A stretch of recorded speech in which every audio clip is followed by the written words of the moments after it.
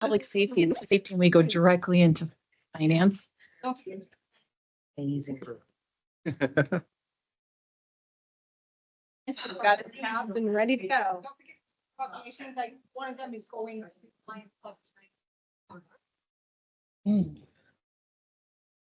know I ask you every week.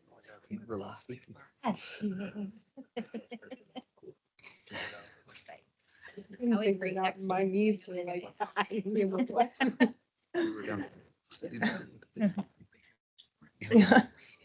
Looking up. Thank you so very much. Oh, it's a. Thank you.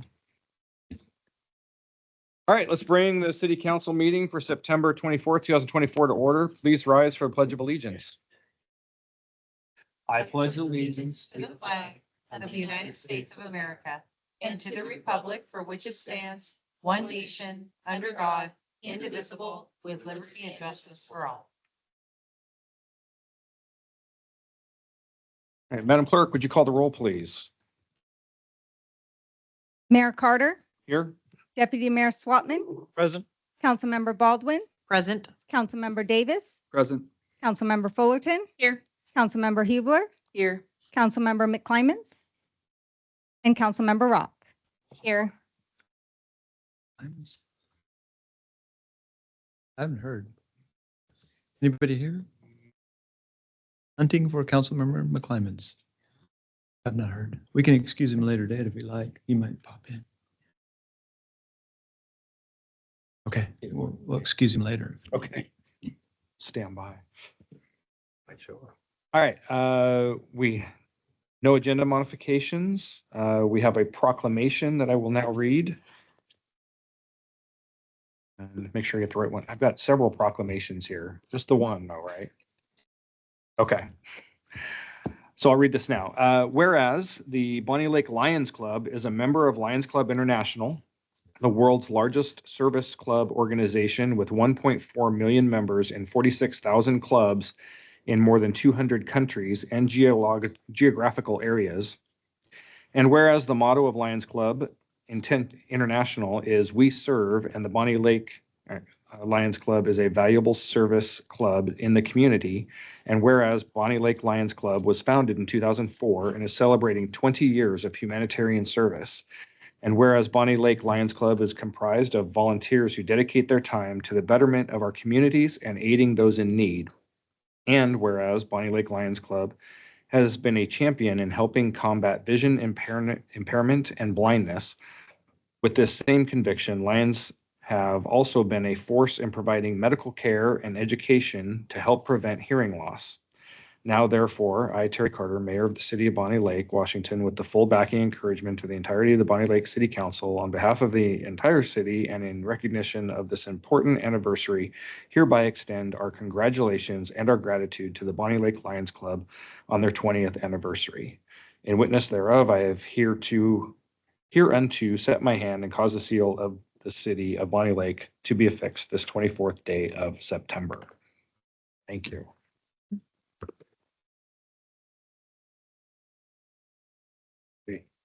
Yeah. I know. Are you going to come down? Yeah. Yeah, might as well. All right.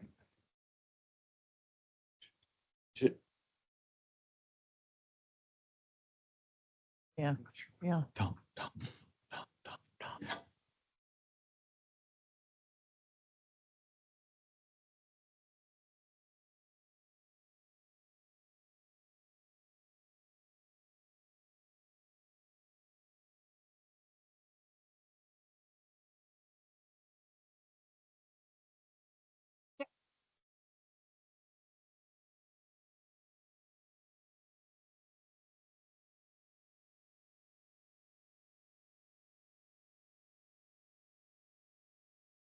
Okay. Let's see. Seeing that there's no public hearing, we will go on to citizen comments. This is your time to address the council on city business. For those attending virtually, please click the raise hand icon at the top of your screen if you would like to address the council. Anyone with the raised hand icon or who called in, your mics and cameras will be enabled. You will need to turn on your video microphones on your end, and if you are wanting to be seen or heard. We will start with those who are in person and move to the virtual comments afterwards. You have 5 minutes. State your name and address for the record, please.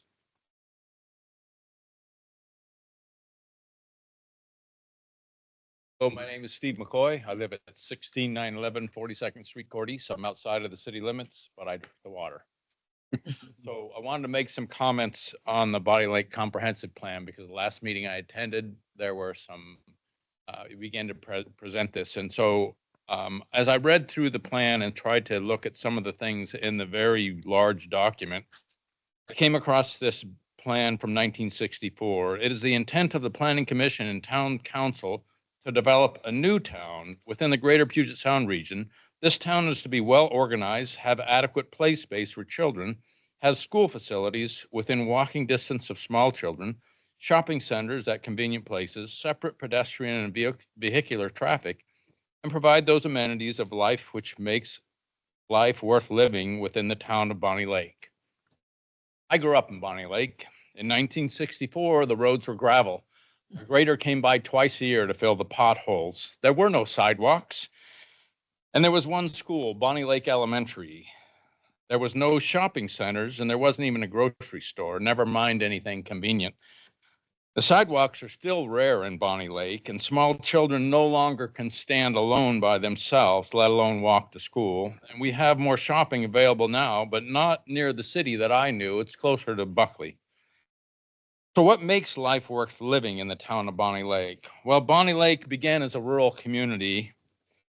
You might call it a sanctuary to those unable to afford a home in downtown Sumner or Puyallup. It offered affordable land, which one could make a home and their family. And my grandfather didn't purchase the land I grew up on. My dad and his two brothers, who were teenagers, bought the land. We were poor, but we didn't know it. But that was the community of Bonnie Lake. We had property, we had a home, and we had outdoors. The 2-lane road that ascended the hill from Sumner made the community a little more accessible in the 40s, but in the summer months, the wells which provided water for the homes would dry up. And so the people would then go to Fennel Creek with their containers to retrieve water, which they could provide for their homes during the summer months. And in 1949, some 260 people gathered together to form a city, to incorporate. Why? Because they wanted to provide water to the homes so people could have that resource throughout the year and the wells were not at risk. That's why the city was formed. And growth came out of necessity, and it came through the agreement of the citizens. The new comprehensive plan lists goals of reducing energy consumption, reduction of automobiles. It supports local businesses, it promotes public health, and it's inclusive of all ages, income levels, and abilities. Conservation is an honorable objective, but it should never be managed by government, especially the energy we need to heat our homes and to cook our food. Reducing automobile roads. Have you been in Bonnie Lake? The roads meander. There's nothing that goes straight in Bonnie Lake, and nothing is convenient. So you can't walk to places. So we have to have cars to drive. So reducing automobiles, I would suggest, is not an objective of a community growth plan. The government should provide clean water and stay out of my health. There should be no management by government about our community's health. The job of Bonnie Lake government is to take care of the roads, provide police and fire services, provide clean water, and enable the self-reliant, rugged citizens the opportunity to raise our children. The comprehensive plan seems to be an effort to become a rural Seattle. This morning I read about Schweitzer Engineering Laboratories, their 2024 Index of Freedom report, which measures government efficiency, regulatory freedom, and energy reliancy, and Washington ranks 35th out of 50 states. We are over-regulating and suffocating our businesses and our families. Why is Bonnie Lake trying to incorporate more regulation into the growth plan?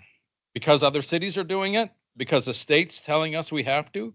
Because the city will lose funding. What's more important to the city, providing an environment in which families can raise children or a new roundabout? The city cannot create a business. It can only regulate it, typically making it more difficult to be profitable. The city cannot create a diverse community. It can only impose regulations, making it less desirable to live here. The city cannot make families. You get the idea. The proposed comprehensive plan seems to be about population control and economic control, just what Schweitzer Engineering reported on. I'd like to go to an RCW 28A.150.211, which is found under common school provisions. The legislature also recognizes that certain basic values and character traits are essential to individual liberty, fulfillment, and happiness. However, these values and traits are not intended to be assessed or to be standards for graduation. The legislature intends that local communities like us have the responsibility for determining how these values and character traits are learned as determined by consensus at the local level. These values and traits include the importance of 1, honesty, integrity, and trust; 2, respect for self and others; 3, responsibility for personal actions and commitments; 4, self-discipline and moderation; 5, diligence and a positive work ethic; 6, respect for law and authority; 7, healthy and positive behavior; and 8, family as a basis of society. These are the values that make life worth living in the Bonnie Lake area. Our state is already on a path of overregulation, embracing values that are destructive to our communities. This new comprehensive plan embraces these destructive trends. My suggestion is to revise your plan to incorporate the values expressed in RCW 28A.150.211 and focus less on control. Thanks. Anyone else?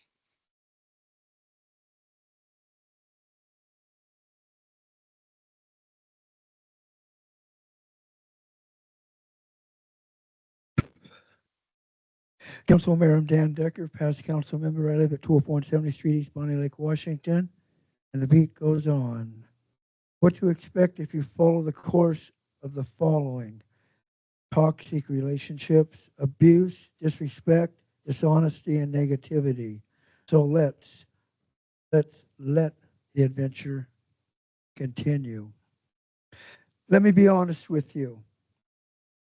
Most would prepare for a lie, because that's what it usually means. I'm going to lie to you. Intelligent people realize the person is being toxic, abusive, disrespectful, dishonest, and pushing their negative agenda to make themselves look really important. When really, here's a preview of the events to come, as quick as lightning.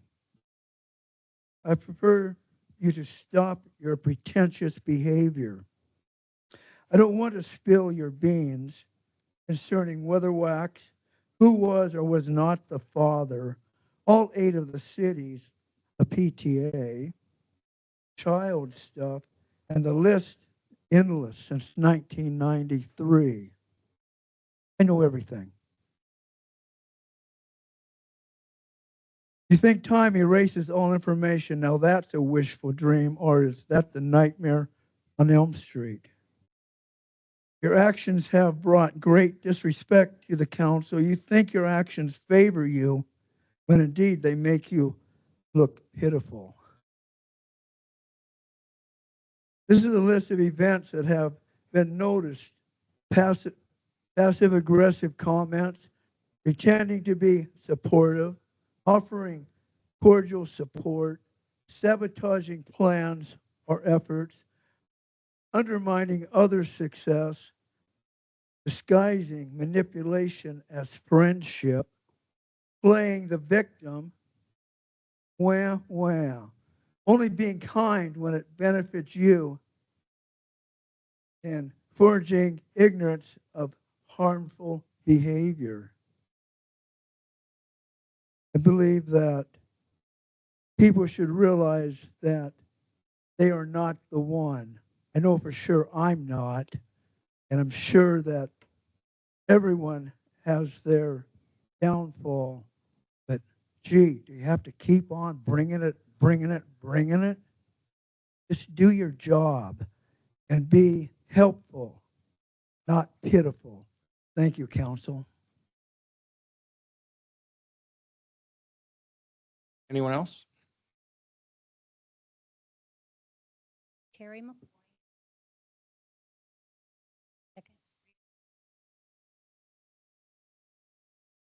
I want to say thank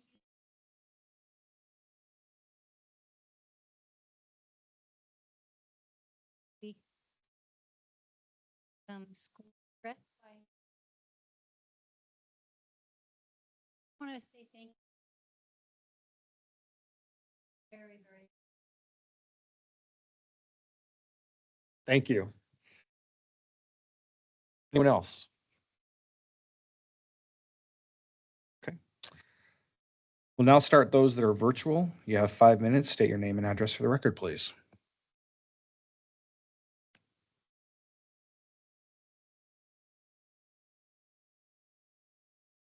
Seeing anybody? Okay. The city will now disable all video and microphones for those attending virtually. We have no correspondence. Next is committee reports. Finance Committee, please. Thank you, Mr. Mayor. The Finance Committee did meet this evening upstairs, second floor. Public is always invited and encouraged to attend. We had several items of business that included the personnel update, which is annotated in our minutes. You can refer to not a lot of action going on over there, but standard employment issues with the city. Opportunities for people to come on board and opportunities for a few like Mr. DeLeo that just recently left, apparently, ancient council member, senior aide, so replaced, sadly missed. Also, discussion items included a resolution 24-106, which is an interagency agreement between Washington State Administrative Office of the Court and Boundary Lakes Municipal Court. A lot of times our information is that, and thanks for public safety allowing us to view this one over on Finance Committee. It's a grant for the city to pay for things that may be assigned to folks that, such as GPS monitoring, electronic home monitoring, things like that, that they would have to be paid by the, defendant, right? If I get that one right. They may have, very low economic means, but it's $29,000 allocation so that the court can use that to pay for those things for folks so that hopefully they can, do their time and come back to us as real citizens. So we approved that, moved it forward for the consent agenda. We also spent some time looking at the fee schedule that'll be coming forward. There's probably going to be a couple of meetings through that to look at the fees that Bonnie Lake charges, just mainly around, updating what our comparisons are to other agencies around. So if there are any pain points in the council with that, be sure to get with your fellow committee members and try to figure out where we want to go with that one. We also looked at some extensive voucher review stuff, questioning some odd charges that we're seeing in there and making sure that the city understands, how the city council possibly feels about expenditures of public funds. So those were our items of business this evening. Thank you. Community Development Committee, please. Yeah, the Community Development Committee met last week, September 17th at 5 p.m. upstairs in the conference room. We always encourage community members to come and sit in and listen in on our conversations. Every other Tuesday, the first and second Tuesday of each month, I believe, or first and third. We discussed AB 24-102, Resolution R 24-102, authorizing award of the contract with MB Electric LLC for the public safety building generator improvements. And there was some extra expenditures that are going to be required in order to finish the process of putting the generator in place in the public works. So they have to do all kinds of excavating and everything else. So they're going to need additional funds. Therefore, it was placed on the full council agenda for tonight for discussion. And that is what we had. Our minutes were approved and we ended our meeting. All right. Thank you. Public Safety Committee, please. The Public Safety Committee did not meet today because we meet on the second Tuesday of every month. Our next meeting is Tuesday, October 8th at 3:45. The public is welcome. You can meet us on the second floor. We'd love to meet you. All right. Thank you. I don't see any other reports. We'll have the consent agenda. Is there a motion? So moved. Just in a second, all those in favor, say aye. Aye. Those opposed? All right, consent agenda pass. Move on to full council issues. City Clerk, would you please read the title? This is item A, which is resolution AB 24-100. And we have not received any applications. And last week, Councilmember Hubler and McClyman said that they were willing, just waiting for those applications to actually come through. Did mine. Just hopefully did it correctly. I will double check with him on that. I did do it. I sent it in and Okay, as soon as he says he has them and approved, then I will put it back onto a future agenda for us to do a resolution. We'll stand by on that one. Very good. Next item then.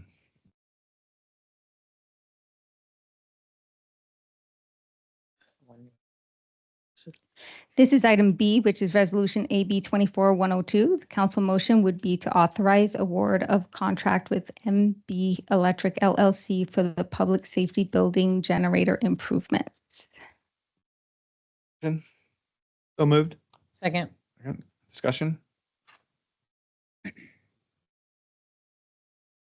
want to speak to, So this Resolution. was, the reason why we brought this forward was because it was an additional 330,000, almost 331,000 extra dollars. The original purchase of the generator came from the ARPA funds, and now that all of the permits and everything have been approved, we're into final starting construction. And so that extra money is going to be for transfer switches, switchboards, new locations. They're going to have to add 150 gallon fuel tank, which would run for 48 hours when it's half full. They need to have a new generator pad. So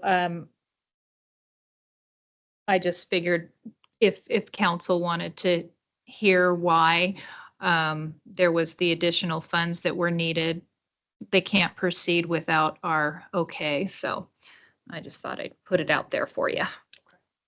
thank you. Any other discussion on this one? No?